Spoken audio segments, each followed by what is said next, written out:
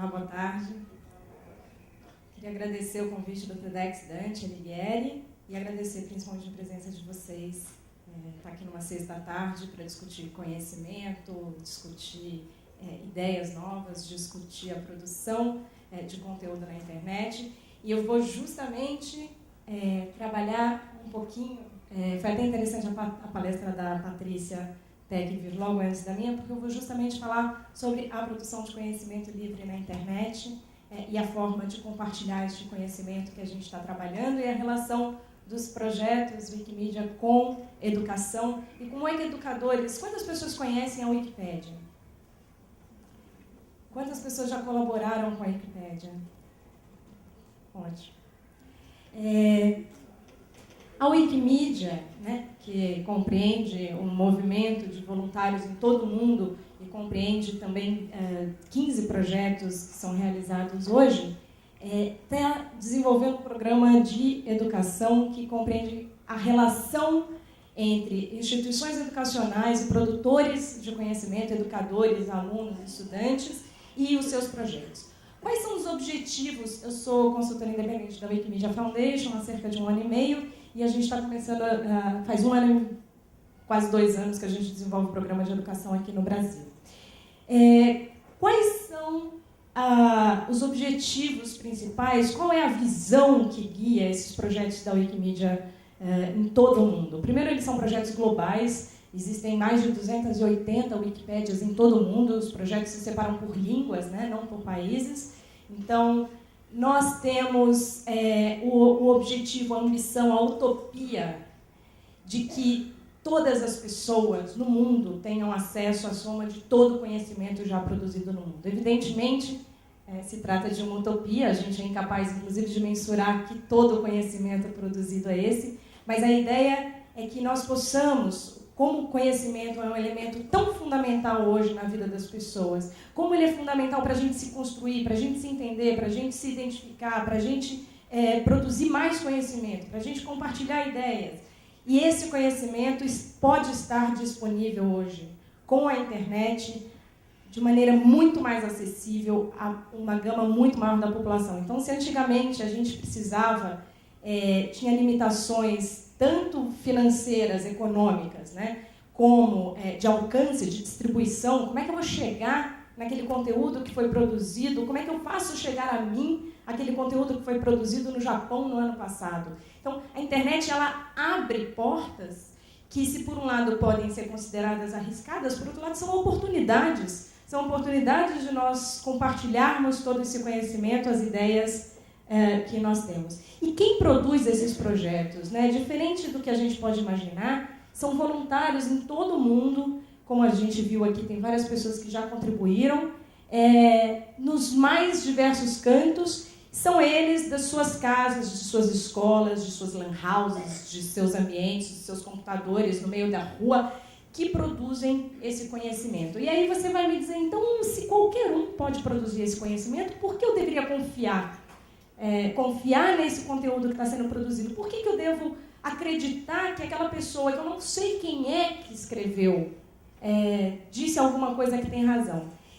A Wikipédia, ela não está totalmente, ela não é simplesmente um site que você entra e contribui e escreve o que você bem entender. Existem pilares, existem regras que aquela comunidade segue e olha para o outro e fala, você não está seguindo essa regra, eu vou ter que tirar este conteúdo. Algumas dessas regras são, você não pode cometer plágio, como foi informado, então todo o conteúdo que você produz, você precisa produzir originalmente, ele precisa ser novo, ele precisa ser autoral, ainda que você se baseie numa outra informação. E não só ainda que, como você deve se basear em algo que já foi publicado. Portanto, nada do que aparece na Wikipédia é inédito. Se eu tiver uma brilhante ideia hoje e quiser compartilhar com vocês, eu posso, mas não na Wikipédia.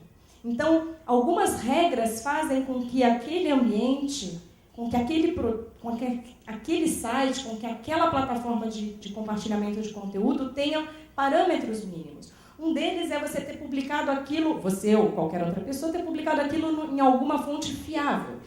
A outra coisa é você ter verificabilidade. Então, você precisa poder informar ao leitor que aquilo que você está colocando está em outro lugar e apontar para ele onde está o original, de onde você tirou aquela ideia, né?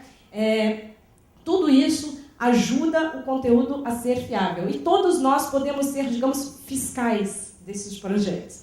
Todos nós podemos dizer isso está errado, todos nós podemos corrigir o conteúdo e trazer novos conhecimentos. Hoje são mais de 100 mil voluntários ativos, são quase 1 milhão de voluntários que contribuem eventualmente, mas os ativos, aqueles que estão sempre online, participando, ajudando, são cerca de 100 mil usuários. São mais de 500 milhões de visitantes únicos, então ela é realmente uma plataforma que atinge muita gente, que contribui para o conhecimento de muita gente.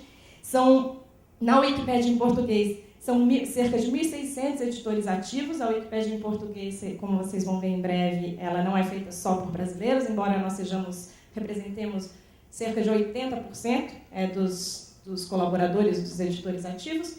E se você perguntar, mas vem cá, e aí tem uns revisores? Não temos revisores. Mas e você que é consultora da Wikimedia Foundation, faz o quê, então? O que é a Wikimedia Foundation? A Wikimedia Foundation é uma organização que apoia esses projetos. Ela cuida dos servidores, ela cuida da manutenção, ela cuida do desenvolvimento tecnológico, ela desenvolve alguns projetos pontuais, só que ela conta com apenas 150 funcionários. A Wikipédia é hoje o 6º site mais acessado do mundo, e dentre os 10 primeiros sites mais acessados do mundo, não há nenhuma empresa que tenha menos de alguns milhares de funcionários. A Wikimedia Foundation é a única que conta com apenas 150. Ela fica em São Francisco e realmente a maioria dos seus funcionários são, digamos, eles estão ali para mediar, para sustentar, para dar. A gente faz, então, por exemplo, eu vou dar um exemplo, vocês já devem ter visto a carinha do Jimmy Wales pedindo recursos na Wikipédia. Ela recolhe esse dinheiro e ela redistribui esse dinheiro para os projetos, para a manutenção, para os servidores, ela faz essa gestão. E ela trabalha com alguns projetos como o nosso, o Programa Catalisador do Brasil, que visa trabalhar junto com todos esses voluntários brasileiros que estão nos mais diversos cantos, de Angola, de Moçambique, de Portugal, da Índia, até, de Timor-Leste, enfim, de uma série de lugares. Na Índia também tem um projeto novo. E um dos projetos que a gente faz é um programa de educação. Esse programa, ele visa várias coisas, na verdade. As oportunidades são infinitas, mas o objetivo principal dele é aproximar o aluno, desenvolver uma visão crítica do estudante, do professor, em relação aos conteúdos da Wikipédia. Como é que a gente pode entrar na Wikipédia e ler aquilo sem falar isso é verdade ou isso é mentira? Como é que a gente sai dessa dicotomia e consegue fazer uma avaliação crítica do conteúdo que está lá? Como é que a gente consegue ver que tipo de artigo é mais confiável ou menos confiável? Como é que a gente consegue identificar quais são as fontes que estão apontando aquele conteúdo naquele artigo? O segundo ponto a gente pode melhorar esse conteúdo. Então, muitas vezes a gente produz trabalhos escolares nas universidades e aquele trabalho vai para o professor corrige, quando muito devolve para o aluno, ele tem um feedback e a gente guarda na gaveta. E a gente se pergunta, por que não aproveitar estes processos para compartilhar este conhecimento com todas as outras pessoas? Por que os meus trabalhos vão sempre para a gaveta? Por que eu não posso colocar esse trabalho na internet? Eu já fiz, não vai mudar nada e eu ainda vou permitir que outra pessoa que está querendo saber aquele negócio que eu pesquisei, aquele negócio que eu estudei, aquele negócio que eu fui atrás, que eu já passei várias horas indo atrás, mastiguei, construir uma nova visão sobre aquilo, por que não compartilhar, então, aquele conteúdo novo? E, por fim, também tem o desenvolvimento de habilidades, a gente chama de uso pedagógico para desenvolver habilidades, ter noção de plágio e direitos autorais, ter noção de como citar uma referência, de como utilizar fontes. São todos recursos que ajudam muito o desenvolvimento do estudante. Lembrando que todo o conteúdo que está publicado na Wikipédia ele é livre. Esse fato de ser livre não significa que não tenha que citar a fonte. A Patrícia Peck deu esse exemplo, eu posso manter, mas significa que você pode usar para qualquer coisa o conteúdo que está na Wikipédia. Então, se você quiser, desde que você diga que foi tirado de lá, você pode publicar numa revista, você pode publicar num livro, você pode ressignificar, você pode usar para narrar um vídeo que você está fazendo. E uma série de usos que você pode fazer, porque aquele conteúdo, aquelas pessoas produzem aquele conteúdo por generosidade. um dos pilares da Wikipédia é produzir conteúdo livre. E as pessoas que estão por trás desse projeto, os voluntários que estão por trás, que a gente conhece uma porçãozinha desse tamanho, porque são muitos, eles estão ali porque eles têm interesse, curiosidade e generosidade na produção e no compartilhamento daquele conhecimento que eles adquiriram.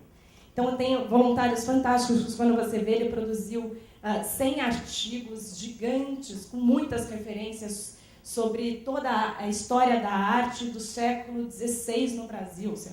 Então, você tem são pessoas que têm conhecimentos muito específicos e que podem compartilhar ele com todo mundo. Esse programa também está sendo desenvolvido no Egito, com um programa catalisador de lá, na região norte da África e Oriente Médio. Está sendo desenvolvido também na Índia. E hoje são mais de 50 países desenvolvendo esse projeto, puxados muitas vezes pelos voluntários ativos, pelos editores que conhecem muito bem a ferramenta, a Wikipédia, que conseguem compartilhar isso com todo mundo. Os Estados Unidos e o Canadá, por exemplo, as universidades envolvidas no programa já produziram mais de 43 bilhões de bytes. No Brasil, a gente já teve mais de 20 cursos envolvidos, de universidades como USP, UFES, UFRJ, URGS, Unirio, Unesp, enfim. Tem uma série de universidades públicas e privadas, a FGV, as Faculdades Integradas Rio Branco, são todas faculdades que participam do nosso programa por voluntário. Então, assim, não é nem o nosso programa, é um programa, a gente costuma dizer, como o TEDx, tem uma metodologia e você pode se apropriar dela e utilizar. Então, o que a gente faz é dar recomendações. A ideia não é que esse programa seja nosso, fechado ou de ninguém. Então, a ideia é a escola, a universidade que promove, desenvolve sua própria, adapta essa metodologia à sua própria realidade e desenvolve o programa. Então, hoje são 15 projetos, né, da Wikimedia, e eu vou citar só alguns deles, eu não vou passar por todos eles, mas eu queria chamar a atenção para o Commons, que é um repositório de arquivos, de imagens, então a gente tem, por exemplo, uma apresentação PPT, pode estar lá, PDFs, né, imagens, vídeos, etc., e que ela serve a todos os demais projetos. Então a gente costuma publicar um monte de foto no Facebook, no Twitter, e ali realmente quando a gente publica no Commons, a gente já dá autorização para todos os demais, não só os projetos da Wikipédia, da Wikimedia, como todos os outros usuários da internet possam utilizar aquelas imagens. Então, no ambiente, a gente tem o Wikivoyage, por exemplo, que é um guia de turismo feito por voluntários. Então, você viaja e você dá referências daqueles lugares onde você foi. Você tem a Wikiversidade, onde você pode desenvolver cursos. Então, são projetos que eu não vou passar por todos eles, mas quem tiver curiosidade de conhecer, eu recomendo que as possibilidades de relação, de produção de conteúdo e de desenvolvimento de conteúdo e de produção de conhecimento são muito possíveis e podem ser compartilhados. Eu gostaria, assim, eu vou ficar aqui até o final do evento, eu vou estar disponível para a gente conversar um pouquinho com quem quiser, mas eu acho que o mais importante é a gente lembrar que se a produção de conhecimento sempre foi, e a produção de conteúdo, né, sempre foi protegida, por um lado, por direito autoral, a Wikipédia e nenhum projeto Wikimedia pretende desrespeitar isso. Ao contrário, nós somos proprietários daquilo que nós produzimos. O que a gente procura fazer é justamente criar uma autorização de antemão. Ao criar aquele conteúdo, eu estou autorizando a todos que utilizem. Então, a gente não está violando nada. Nós não podemos plagiar, nós não podemos colocar nenhuma imagem protegida, nós não podemos colocar nenhum conteúdo protegido. O que nós podemos fazer é referenciar esses conteúdos e resenhá-los, né? Traduzi-los em outras palavras, como a gente pode fazer num artigo acadêmico, por exemplo. E o que a gente pode fazer é garantir que as pessoas que estão em todos os cantos do mundo tenham acesso a esse conhecimento. Eu vou dar exemplo de um projeto que me toca muito e que costuma tocar também as pessoas quando a gente compartilha, que é o Wikipédia Zero. Esse é um projeto que distribui o conteúdo da Wikipédia de graça por celular em vários países. Então, são feitas parcerias e a maior parte dos países que hoje tem esse projeto são países da África. E a gente já viu pessoas que não têm acesso a médico, que tem dificuldade, tem que caminhar muito para chegar a um médico, desesperados porque não sabiam o que fazer no caso de uma doença que estava... E ali, obviamente, a Wikipédia não é um consultório médico. A Wikipédia não pode ser um lugar onde você faz consultas médicas. Mas o acesso à informação sobre se ele deveria tomar água ou não, porque ele estava passando mal do intestino, ele estava com medo de tomar água, ele estava ficando desidratado. E ele escreveu, compartilhando isso com alguns usuários da Wikipédia, falando depois que tinha sido super importante ele perceber que ele precisava tomar água ali naquele país onde ele estava sem acesso a nenhuma informação. Então, a gente percebe o potencial que tem, tanto no caso das desigualdades, né, de acesso a conteúdo, a nós que temos quantos livros nas nossas prateleiras, livros que a gente nem dá conta de ler muitas vezes, a gente muitas vezes compra mais livro do que a gente dá conta de ler, e pessoas que não conseguem ter acesso a informações básicas, e o que a gente quer é permitir que cada vez mais pessoas tenham acesso a esse conhecimento e colaborem junto. Então, todas as experiências que eu tive de ver a produção de conhecimento tocar a vida da pessoa e transformar a vida daquela pessoa, me fazem perceber como projetos, não apenas os projetos Wikimedia, mas todos os projetos que compartilham conhecimento, e eu sei que o REA tem o REA Dante também, que é um projeto que visa produzir conhecimento com outras pessoas, conhecimentos abertos e acessíveis a todas as outras pessoas.